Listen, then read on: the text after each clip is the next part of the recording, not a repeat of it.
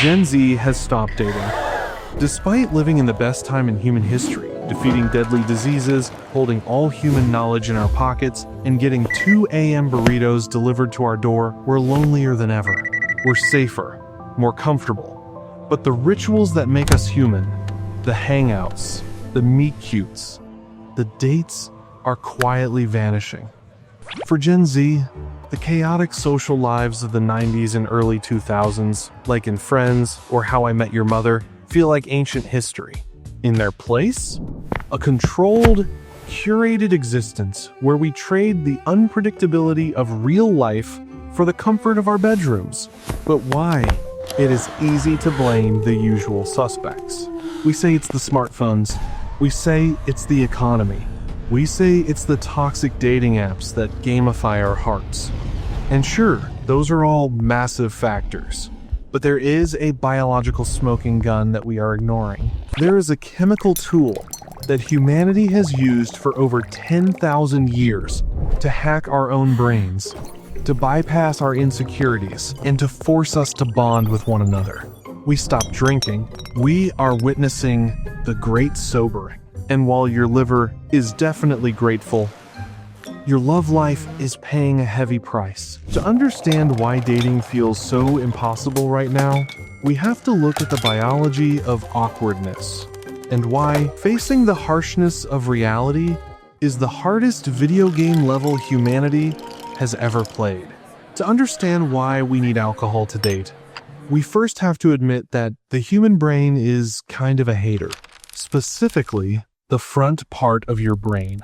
The prefrontal cortex. This is the CEO of your skull. It's responsible for planning, decision-making, and most importantly, inhibition. From an evolutionary perspective, this part of the brain is designed to keep you alive by keeping you in line. In the Stone Age, if you did something cringe like saying the wrong thing to the tribal leader or acting weird around the campfire, you didn't just get embarrassed, you got exiled, and exile meant death. So, evolution gave us a super sensitive cringe detector. When you see a cute stranger across the room today, your prefrontal cortex starts screaming. It runs a worst-case scenario simulation. It creates what psychologists call the spotlight effect, the false belief that everyone is watching you and judging your every move. It screams, "Don't look at them. You'll look creepy. What if they reject you? Everyone will see. Abort mission. Abort mission." This is the biological root of social anxiety. It's that paralyzing feeling that stops you from making a move. It's the voice that convinces you that staying home and watching Netflix is safer than risking the humiliation of a bad date. For millennia, humans found a cheat code to shut this voice up. Alcohol. We don't usually think of beer or wine as technology, but that's exactly what it is. It is a chemical technology designed to downregulate the prefrontal cortex. When ethanol hits your bloodstream, it suppresses the release of glutamate, the chemical that keeps you alert and boosts GABA, the chemical that makes you relaxed. Effectively, alcohol puts the uptight CEO in your brain to sleep. It turns off the overthinking machine. This is what we call liquid courage. When the inhibition is gone, the invisible wall between me and you crumbles. You stop analyzing every micro-expression on the other person's face. You just exist. Awkward first dates turn into deep conversations about the meaning of life. The liquid courage allowed us to bypass the terror of vulnerability. It was the glue that held the messy machinery of romance together. Let's look at the numbers, because they are honestly wild. Generation Z is leading the most massive cultural shift in substance use we have seen in modern history. In the US, the percentage of 12th graders who have ever consumed alcohol has dropped significantly. In the early 90 seconds, nearly 88% of high school seniors had tried alcohol. Today, that number has crashed to near 60%. Gen Z knows exactly what alcohol does. They have the internet. They know it's a group 1 carcinogen. They know it destroys your sleep, ruins your skin, and wrecks your mental health. They have seen the messy behavior of millennials and boomers, and they have said, no thanks. Instead, they are optimizing. They are drinking matcha, functional sodas, and gallons of water. They are prioritizing mental clarity and control. This is, objectively, a massive win for public health. Fewer car crashes, fewer liver failures, less violence. But here is the catch. Biology is a zero-sum game. You rarely get something for nothing. The decline in drinking correlates almost perfectly with the decline in everything else, social. Researchers found that the decline in alcohol consumption accounts for a massive portion of the decline in casual sex and dating among young adults. The data shows that young people are not just drinking less, they are doing less. The percentage of high school seniors who go out on dates has dropped by over 40% since the 90 seconds. The time spent socializing in person has collapsed. We effectively removed the training wheels for social interaction before we learned how to ride the bike. And now, we are crashing. So, what happens when you take away the liquid courage? You are left with a raw confrontation with reality. Imagine going on a first date completely sober. It is like watching a movie in 8K resolution on a massive IMAX screen. You see every pore, you hear every awkward pause. The silence isn't just quiet, it's deafening. Gen Z is the first generation to face the dating market with high-definition anxiety. Because you are sober, your prefrontal cortex is wide awake, analyzing everything.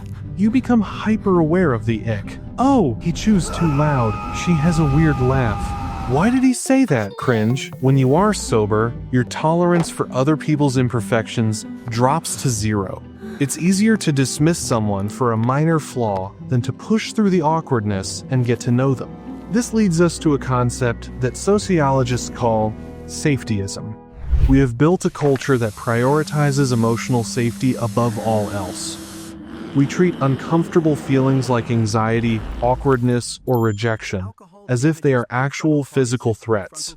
So, instead of going out to a bar where anything could happen, we retreat to the safety of our phones. We use dating apps not to connect, but to shield ourselves.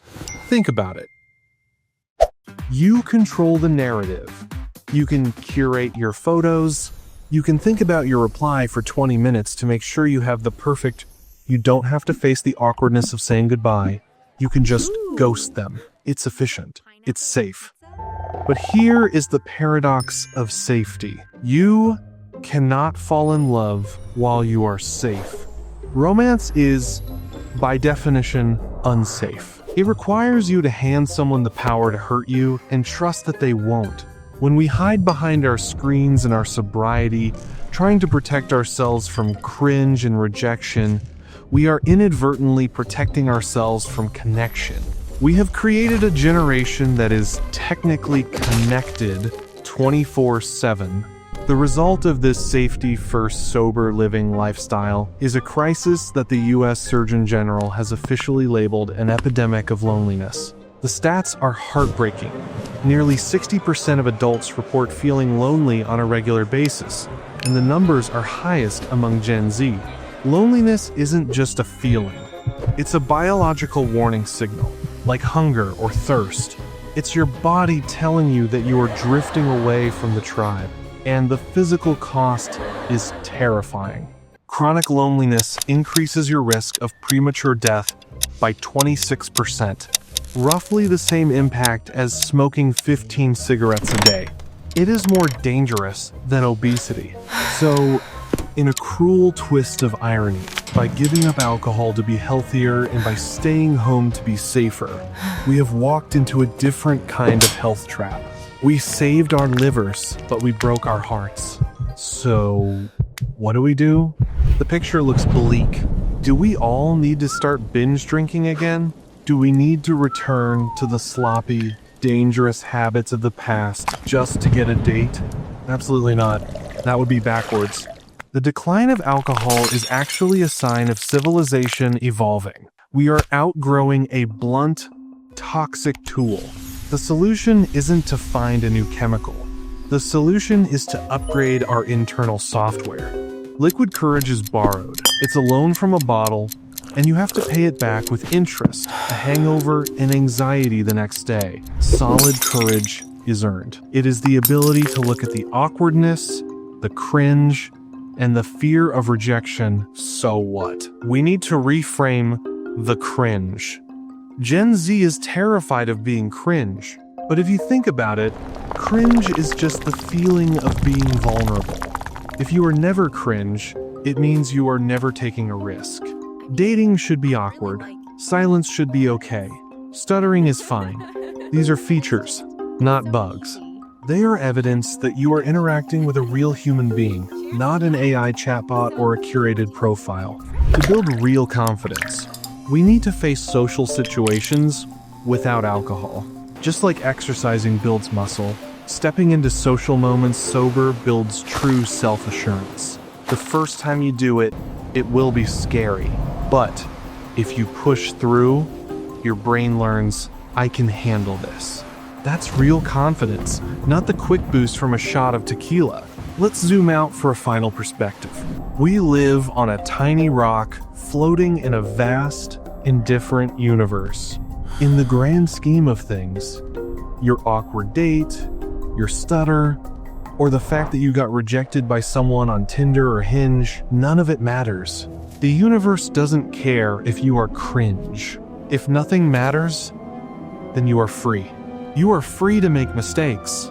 You are free to be awkward. You are free to go out and talk to strangers without needing to rely on alcohol for confidence. You have stripped away the alcohol and the smoke. You are facing each other raw. That is terrifying, yes. Brave. So, here is the challenge. Touch grass. Go outside, leave the phone in your pocket. Next time you meet someone, skip the small talk. Look them in the eye. Let the awkwardness settle. The only thing scarier than the pain of rejection is looking back at a life where you were safe, sober, and alone. If you're ready to face the truth, hit like, subscribe, and let's start a real conversation.